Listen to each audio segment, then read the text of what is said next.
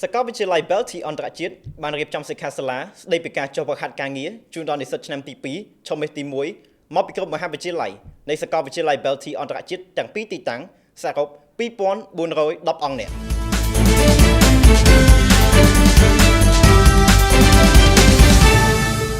នាល្ងាចថ្ងៃច័ន្ទទី8ខែធ្នូឆ្នាំ2025សាកលវិទ្យាល័យ Belty អន្តរជាតិបានរៀបចំសិក្ខាសាលាស្ដីពីការចុះវឹកហាត់ការងារជូនដល់និស្សិតឆ្នាំទី2ឆមាសទី1មកពីគ្រប់មហាវិទ្យាល័យនៃសាកលវិទ្យាល័យ Belty អន្តរជាតិទាំងពីរទីតាំងដែលមានការអញ្ជើញចូលរួមពីឯកឧត្តមលីណាវុធសាកលវិទ្យាធិការនៃសាកលវិទ្យាល័យ Belty អន្តរជាតិព្រមទាំងថ្នាក់ដឹកនាំបុគ្គលិកសាស្ត្រាចារ្យនិងនិស្សិតនៃសាកលវិទ្យាល័យ Belty អន្តរជាតិទាំងពីរទីតាំងសរុប2410អង្គនាក់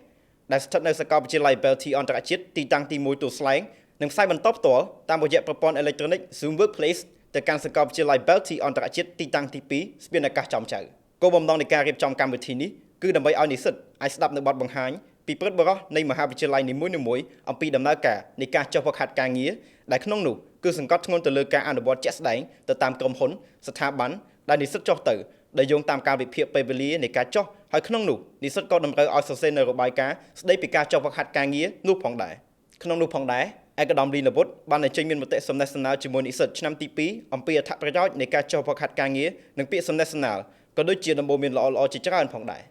ដោយខ្ញុំបាទម៉ាន់គ្រីស្តាផ្សាយចេញពី Belty IU News សូមអរគុណសូមជម្រាបលា